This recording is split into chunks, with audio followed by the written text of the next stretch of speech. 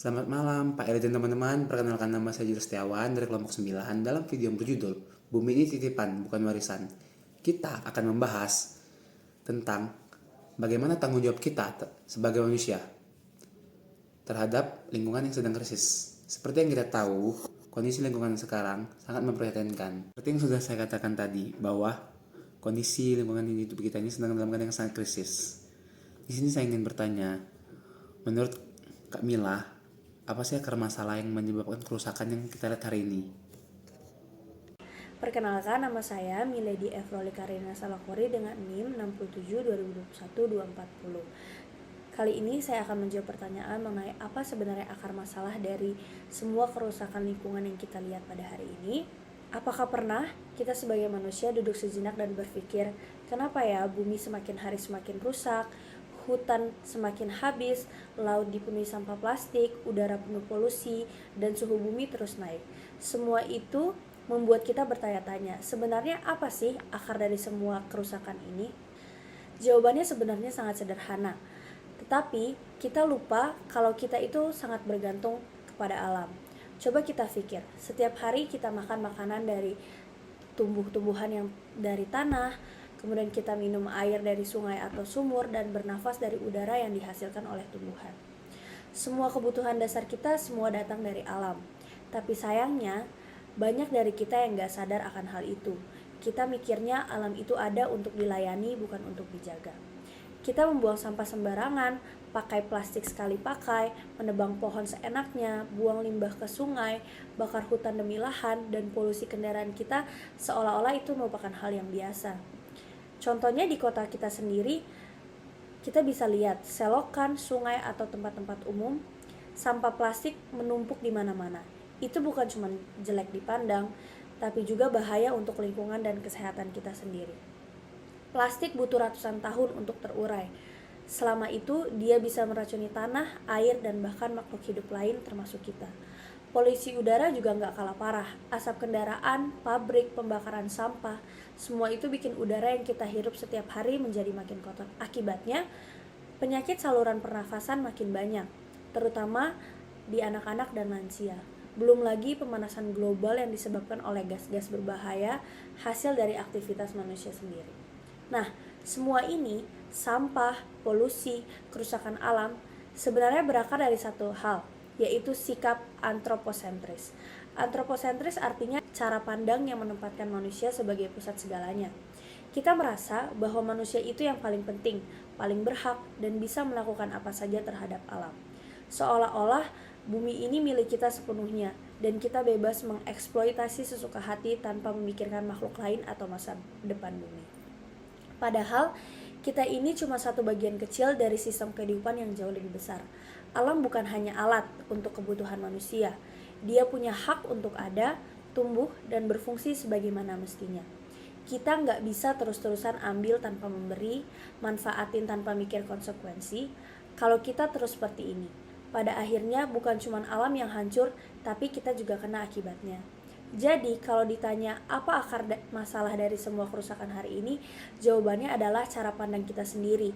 Cara kita memposisikan diri di atas alam, bukan sebagai bagian dari alam itu sendiri.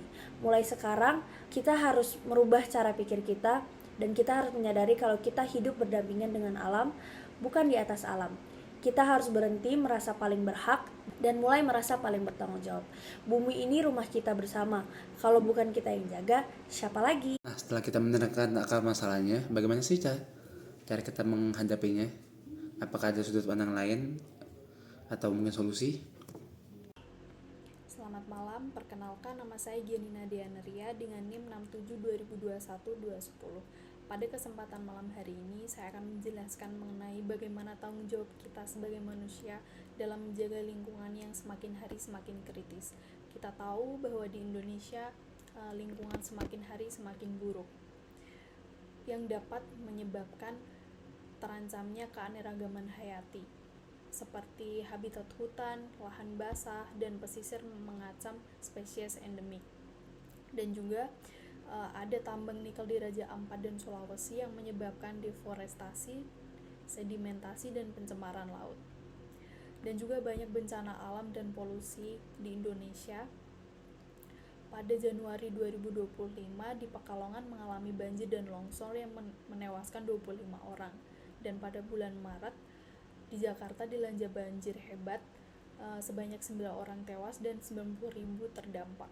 Kemudian akibat polusi air juga di Sungai Citarum karena masih sangat banyak tercemar industri tekstil yang mencemari logam berat dan membunuh 60% populasi ikan. Dan juga akibat sampah yang diproduksi mencapai 33,7 juta ton pada 2024, sampai landfill penuh dan limbah plastik bocor ke laut. Nah, sebenarnya apa sih akar permasalahan dari pencemaran lingkungan yang menyebabkan lingkungan semakin hari semakin buruk? Menurut saya, akar permasalahan itu berasal dari sikap ekosentrisme dari manusia. Jadi apa sih yang dimaksud dengan ekosentrisme sendiri? Ekosentrisme itu berasal dari kata Yunani yang berarti oikos itu rumah dan kentron itu pusat, yang berarti berpusat pada ekosistem. Dalam pandangan ini, seseorang melihat seluruh alam makhluk hidup maupun komponen abiotik seperti udara, tanah, air sebagai satu kesatuan yang memiliki nilai intrinsik, bukan hanya karena berguna bagi manusia. Jadi pada ekosentrisme ini manusia sebagai bagian bukan penguasa. Berbeda dari antroposentrisme yang memposisikan manusia sebagai pusat dan penguasa alam. Jadi, manusia sebagai bagian dari komunitas ekologi memiliki tanggung jawab moral untuk menjaga integritas, stabilitas, dan harmoni keseluruhan sistem. Nah, ekosistem adalah jaringan yang saling ketergantungan. Setiap unsur hewan, tumbuhan, tanah, dan air berkontribusi terhadap keseimbangan bersama-sama dengan manusia memainkan peran setara dalam jaringan ini. Nah, kemudian bagaimana implikasi dan praktik ekosentrisme. Jadi sebagai manusia kita bisa melakukan green economy, green industry, green city yang didorong di Indonesia. Kemudian dapat kita lakukan edukasi ekologi, yaitu dengan menumbuhkan kesadaran bahwa manusia dan alam adalah satu sistem yang saling terkait. Kemudian kita bisa melakukan aksi konservasi dengan mengutamakan pelestarian habitat dan keanekaragaman hayati, bukan sekedar eksploitasi berkelanjutan. Nah, kemudian ada contoh dari kearifan lokal di masyarakat Baduy di Indonesia terkait konsep leuweung titipan atau hutan titipan yang menggambarkan pandangan ekosentris manusia, yaitu manusia adalah pelindung bukan penguasa alam. Jadi dalam konsep leuweung titipan ini terbagi menjadi 3 zona berdasarkan fungsi dan tingkat pemanfaatannya. Jadi apa itu leuweung titipan alias leuweung kolot atau hutan titipan? Yaitu terletak di puncak bukit atau gunung, sama sekali tidak boleh dimasuki atau dimanfaatkan manusia. Fungsinya itu untuk melindungi keseimbangan ekosistem, untuk mencegah erosi atau longsor, dan memastikan ketersediaan air melalui penyimpanan air pada masa hujan. Kemudian dipandang keramat dan dititipkan oleh leluhur sebagai warisan yang wajib dijaga untuk keberlangsungan hidup. Yang kedua ada leuweung tutupan atau hutan cadangan. Itu bisa dimanfaatkan dengan sangat ketat hanya untuk kebutuhan terbatas seperti kayu bakar atau hasil non-kayu, dan diiringi aturan yang mewajibkan penanaman kembali pohon yang diambil. Kemudian yang ketiga ada leuweung garapan. Itu area yang diizinkan untuk membuka lahan pertanian dan diatur agar pemanfaatan tetap berkelanjutan dan tidak merusak ekosistem sekitarnya. Contoh perilaku nyata dari leuweung titipan ini, masyarakat Baduy tidak menebang pohon di zona titipan. Jika mengambil kayu bakar sangat terbatas dan hanya untuk keperluan rumah tangga saja. Kemudian secara tradisional mereka juga menjaga sumber mata air dan hutan kampung untuk menjaga suplai air tanpa mencemari atau merubah aliran air alami. Jadi konsep leuweung titipan ini adalah wujud nyata ekosentrisme dan dalam kearifan lokal. Jadi manusia bukan penguasa, melainkan bagian dalam jaringan kehidupan yang harus dijaga. Dengan menetapkan area suci yang sepenuhnya terlindungi, serta area lain yang dimanfaatkan secara berseimbang, masyarakat Baduy mempraktikkan prinsip keberlanjutan ekologis sudah secara turun-temurun. Nah, ini adalah contoh inspiratif yang sangat relevan dalam menghadapi krisis lingkungan global saat ini. Terima kasih. Mungkin. Nah, seperti yang kita tahu, perubahan sudut pandang itu sangat penting kan. Nah, apa sih langkah konkret yang bisa kita lakukan sebagai mahasiswa ataupun masyarakat umum untuk menyikapi krisis lingkungan ini? Baik, nama saya Michael Trika Saputra. Kita akan berdiskusi tentang sesuatu yang sangat dekat dengan kita, namun seringkali terlupakan. Itu bagaimana kita bisa berkontribusi menjaga bumi melalui tindakan sederhana dalam kehidupan sehari-hari kita. Ya, mungkin tuh kita sering mendengar tentang perubahan iklim, tumpukan sampah di lautan, atau polusi udara. Berita-berita ini terkadang membuat kita merasa kecil dan itu nggak berbahaya sama sekali kan. Namun hari ini saya ingin mengajak kita semua untuk melihat dari sudut pandang yang berbeda, bahwa setiap individu termasuk kita semua memiliki kekuatan untuk menciptakan perubahan yang positif. Kuncinya itu ada pada kebiasaan-kebiasaan kecil kita yang kita lakuin tiap hari. Mari kita mulai pembahasan ini dengan sebuah konsep yang kita sudah nggak asing lagi ya, yaitu 3R. Reduce, Reuse, dan Recycle. Ya, jadi ada 4 pilar utama yang akan kita bahas yang merupakan fondasi gaya hidup ramah lingkungan. Jadi yang pertama itu adalah konsep 3R adalah hierarki atau urutan prioritas dalam mengelola sampah. Urutan ini penting. Kurangi dulu, gunakan kembali jika bisa, dan daur ulang sebagai pilihan terakhir. Lalu kita akan bahas yang pertama itu reduce, yaitu mengurangi. Ini adalah langkah terpenting. Mencegah timbulnya sampah dari awal adalah solusi terbaik kita. Jadi kebiasaan yang harus kita bangun kayak tolak hal yang nggak perlu. Kayak misalnya kita belanja di supermarket atau minimarket itu kita nggak perlu minta kantong plastik lagi, kecuali kita benar-benar butuh aja.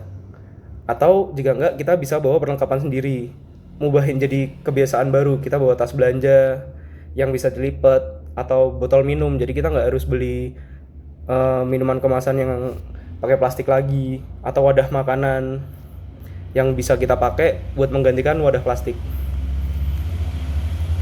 Dan kita juga bisa milih produk dengan kemasan yang seminimal mungkin. Jadi hindari produk dengan kemasan yang berlapis-lapis, yang plastiknya bertumpuk-tumpuk. Jadi kita nggak menggunakan plastik secara berlebihan. Lalu ada juga reuse. Ini menggunakan kembali. Jadi kayak sebelum ngebuang sesuatu itu kita pikirin barang ini tuh masih bisa digunakan buat fungsi lain atau enggak. Contohnya kayak kita bisa ngubah fungsi barang bekas kayak toples selai atau wadah es krim. Itu bisa jadi tempat kita buat nyimpen mungkin bumbu dapur atau yang lain. Dan sesimpel kayak klip kertas juga. Klip kertas itu bisa kita gunakan berkali-kali, asalkan kita kayak bijaksana dalam menggunakannya, nggak sekali pakai habis itu nggak kepake lagi kita buang gitu. Itu kita bisa pakai berulang kali. Untuk baju juga, baju kita bisa pakaian lama ini walaupun kita nggak pakai, kita bisa menghibahkannya ke orang lain juga. Atau yang sering terjadi di Indonesia adalah baju-baju ini tuh kita jadiin kain lap. Jadi sampahnya nggak menumpuk dan nggak kita buang-buang terus. Dan untuk selanjutnya kayak produk, misal kayak sabun atau sampo gitu, itu tuh kita bisa refill kembali. Nggak harus beli yang kemasannya bisa kita pakai buang, itu nambahin sampah lagi. Yang ketiga ada recycle atau daur ulang produk. Nah, jadi ini tuh kayak sesimpel kita tuh milah sampah di rumah kita. Kan sampah tuh banyak jenisnya kan. Jadi kita harus pilah-pilah dulu. Ada sampah organik, anorganik. Terus ada yang nggak boleh kita buang sembarangan kayak baterai, lampu atau elektronik gitu. Dan kita juga mengenal yang namanya sistem bank sampah, di mana kita sampah-sampah kita itu tuh bisa dimanfaatkan kembali dan bahkan kita bisa dapat keuntungan dari itu. Dan sampah-sampah organiknya bisa kita jadiin pupuk untuk banyak hal, pupuk tanaman. Mungkin bisa kita pakai sendiri, kita olah sendiri buat pekarangan rumah kita. Lalu kita juga bisa menanggulanginya dengan cara menghemat listrik. Itu juga salah satu bentuk kita mencintai lingkungan. Kayak kalau lagi siang gitu kita nggak perlu pakai lampu, kita pakai cahaya alami dari matahari. Dan yang paling mudah kita lakukan adalah kita mengurangi suhu AC. Jadi kayak kita kurangin berapa derajat itu, konsumsi listriknya tuh lebih signifikan gitu. Kalau kita mengurangin suhunya, konsumsinya naik, kita naikin suhunya, konsumsinya turun. Jadi kita bisa lebih hemat energi lagi. Dan juga yang lebih mudah lagi adalah kita hemat air.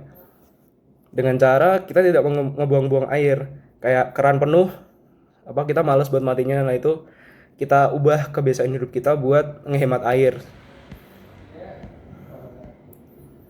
Lalu kayak misal kita bisa memilih-milih produk yang lebih ramah lingkungan.